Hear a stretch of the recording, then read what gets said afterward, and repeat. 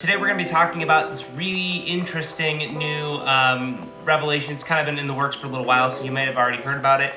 But there's a new update for Apple called iOS 14.5, and it has a significant impact on how digital advertising is going to be able to function in the future when it comes to targeting ads.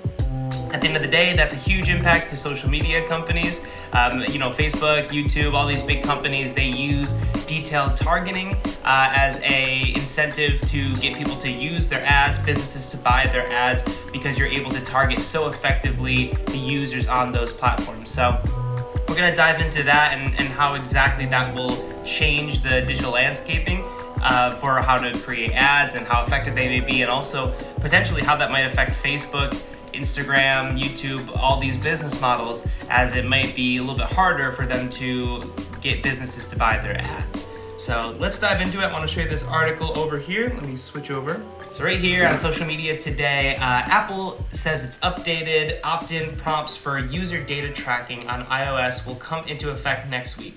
So this is really interesting.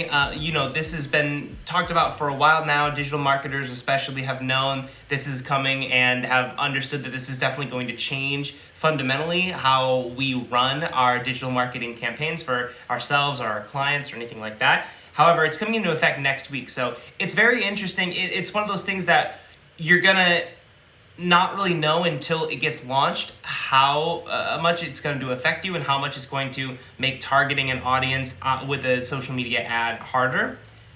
But time will tell. So jumping in here, Apple's controversial new data tracking pop-ups, which will directly ask iOS users to opt in to tracking of their activity within each individual app, will come into effect next week as a part of the launch of iOS 14.5. The company has confirmed today. Apple made the announcement amongst various project updates to its spring-loaded event. Many industry watchers had anticipated Apple launching its updated IDFA process update at the event and have been preparing for the expected impacts for some time. Oh, apologies, guys. Didn't realize I was muted right here. So let me just go back here. So essentially, Apple says its update is going to opt in for next week, which is really, really soon. And I think digital marketers understand that this is one of those things that once they launch the event, once they launch this new update, we're going to have to wait till then to really understand exactly what the changes are going to be to our digital marketing strategies, how much that's going to impact targeting, and basically how it's going to just change everything and how social media and digital marketing works. So we'll jump in right here. Apple's controversial new data tracking pop-ups, which directly ask iOS users to opt into tracking of their activity within each individual app, will come into effect next week as part of the launch of iOS 14.5, the company confirmed today. Apple made the announcement amongst various product updates at its spring-loaded event. Many industry watchers had anticipated Apple launching its updated IDFA process update at the event and have been preparing for the expected impacts for some time.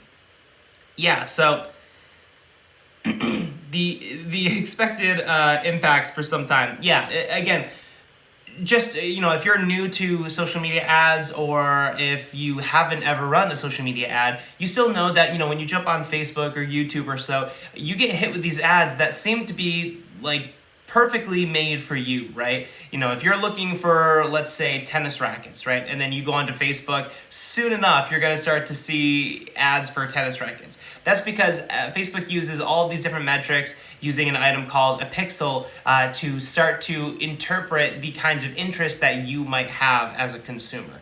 They then allow advertisers to buy ads using that information so that they're targeting the best potential clients, right? Because at the end of the day, if you're offering a product, you can spend the same dollar advertising it to somebody who's interested in that product and somebody who's not interested in that product. And if you advertise to somebody who is interested in the product, your conversions are going to be much, much better. And your return on investment is more likely to be fantastic, right? So that is the big appeal of social media and digital ads, is that you can target an audience, such a wide group of people, very, very effectively. And you can take your audience and narrow it down. It's the big separation between a lot of traditional media and a lot of digital, or traditional marketing, I should say, and digital marketing, is that ability to pinpoint your direct consumer. So that is potentially going to change, and it's going to take the update coming out for us to understand as marketers how exactly that's going to change our strategy. So it's going to be really interesting in weeks to come. So let me jump back over here. So, but now platforms and marketers are set to find out just how impactful the changes will be. To recap, in June last year, Apple announced upcoming changes to its IDFA user data tracking tools, which would make all app data tracking opt-in via explicit prompts which explain to users what data app is recording. Apple called this new system ATT, or App Tracking Transparency. So right here, this is a great example of how exactly this is going to look, and you can start to kind of draw conclusions about what's going to happen once this gets released. So right here on the left, you see, this is just what your image is going to look like as a phone. It's going to illustrate all this kind of stuff, which off the bat looks kind of scary to me, right? Now, in reality, this is just showing you, Apple is just showing you what has already been tracking you for years, right? This kind of information, location, contact info, identifiers, and then this one, financial info, contact info, purchases, location, browsing history. That looks pretty scary, the way that this is set up to me. I'm not sure why. It just kind of looks like the kind of thing that, when you get an email that says like people are tracking all your data and your information that can be harmful to you, or any kind of email or spam thing about malware or anything like that. This feels very similar to that. And the problem with that is that when this comes up and they give you this opt-in right here on the right-hand side, allow tracking or ask app not to track, I think that people may not even understand what exactly the repercussions of an app tracking you are. And they definitely don't think will understand that this is exactly how apps have been working for the past 5-10 years. It just feels like this app, Pal About, in this case scenario, is just asking for more information right now, instead of letting you know that, hey, we've already had this information and we are just going to now be forced to ask you. So I think a lot of people will choose to ask app not to track, and that's huge for digital marketers. Basically, what that means is that digital marketers who have relied on this for such a long time, suddenly they're going to be pigeonholed into the audience who only says allow tracking. And my hypothesis is that 80% of people are going to say ask app not to track, because if you're given a and B option, an allow tracking or don't allow tracking, naturally I think that we're going to choose not to track. When in reality, I don't think that people understand maybe the effect of what those apps tracking you really does. At the end of the day, it's totally up to every individual person, and if an app is tracking you, if they're using your information to advertise to you and all that kind of stuff. And I know a lot of people really know what that is and they don't like it, and that's totally up to them. And I do think that there is something admirable about what Apple is doing. Now, it doesn't really negatively impact them at all, but it is admirable to just kind of give people the choice, right? However, all this is going to mean is that if you choose not to track, you're going to be hit with very, very vague ads for things that you just may not care about. It's kind of going to be more like the ads that you see on TV that are cultivated toward a specific demographic, but is way more general than the kind of demographics that social media ads and things like that use to advertise to you. So it's going to be interesting. I think that what's going to end up happening on the user side is just that ads are going to seem very, very generalized and not as specific, I should say, as we've seen them in the past. Which is, I'm sure for a lot of people, won't even care. That'll be totally fine. But for digital marketers and for small businesses who are trying to advertise on social media because it prevents such a cost-effective route, it is going to be something that I think will either make ads more expensive or just have them be less effective. Which, if I have to choose one of those, I would rather them be more expensive than less effective. However, time will tell what it is actually going to look like, right? So let's jump back here. The new ATT prompts and the way they're presented are expected to see many users opt out of data tracking. Yeah, exactly what we just mentioned, right? We feel like that's really going to stop people from or it's going to prevent people from opting in for that tracking, which could have major impacts on ad targeting, particularly in regard to retargeting based on in-app purchases and refined audience focus, which is often driven by data facilitated by in-app activity. Yeah. So essentially, one thing you can do, if you're not aware, this is kind of a love letter to digital ads, at least in the short term. In these digital ads, you can target people not only based off just interests and location and all of those kinds of things, but you can also target potential consumers, potential clients, and things like that based off of their habits in app. So if you're trying to sell some kind of e-product, right, and your target campaign strategy is going to be to try and get people to purchase, right, from social media, send them to a landing page, and get them to purchase your product, right? If you know that a certain demographic is less likely to actually engage in in-app purchases or are more likely to engage, you're going to target those people based on who are more likely to engage in in-app purchases, because those are the people who are going to end up actually buying your product, right? It's super interesting, but all of that kind of stuff is just an example of what would be going away under this new update.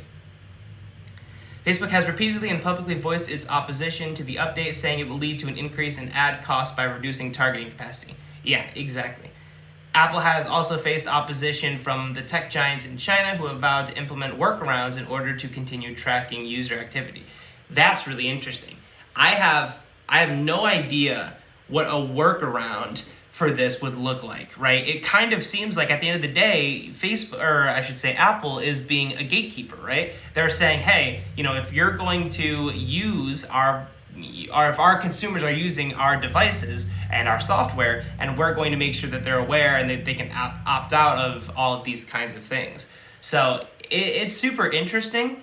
I think that I'm not really sure how a tech company would find a workaround, but at the end of the day, these tech giants have a lot smarter people than me working, on the engineering side of things. So they could definitely do it. So that's it'd be interesting to see what that looks like in the coming months and years after this update becomes a standard. Okay, despite these oppositions, Apple is now moving to the next stage of this product. As per their announcement, with the upcoming public release of iOS 14.5, iPad OS 14.5, and tvOS 14.5, all apps must use the App Tracking Transparency Framework to request the user's permission to track them or to access their device's advertising identifier. Unless you receive permission from the user to enable tracking, the device's advertising identifier values will all be zeros and you may not track them.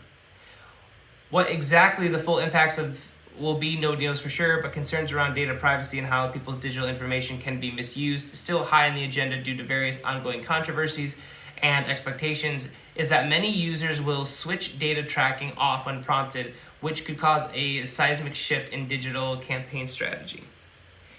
Cool. Okay. So yeah, that's super interesting. Now, we've seen this coming for a while now. We knew that this was coming up, and to be fair, in the digital marketing space, because it is so nuanced and it's so just straight new, there have been a lot of regulations that have come out after it's been out for years, and it has significantly changed how we can use these kinds of ads in the past. So this is just another version of that. However, it feels like it's going to be a huge shift to how we can use digital ads and things like that. At the end of the day, though, I still stand by the fact that I think digital advertising is one of the best ways, especially for small businesses, to get their foot in the door and to start branding and to get out to a larger consumer base and potential clientele base. At the end of the day, it's such a effective platform. Even if this iOS update comes out and it is substantially changing how we do ads, the ability to target people, even under those circumstances, is still so much stronger than what we see in traditional marketing, and it's so much less expensive. So time will tell exactly what the implications of this new software will have on digital marketers and how small businesses can use digital marketing. But I still think it's worth getting into. If you haven't started digital marketing yet, or you haven't really dove into social media strategies and marketing and things like that, it is still a great thing to do. It is still incredibly cheap. Especially for small businesses, I think it should be a huge part of your entire marketing strategy. I think at least 50%, just from what I've seen working both at TikTok and Facebook, as well as working for companies trying to grow using those platforms. So we'll see what the changes will be with this new software update. But until then, let me know any questions you guys have down in the comments. Even after this live stream is over, I'll definitely get to answering them. And at the end of the day, that's what this whole live stream is for, is to answer any kind of questions that you guys might have and to help people grow on social media and grow their digital marketing strategies. So thank you guys so much for watching, and we'll see you next time.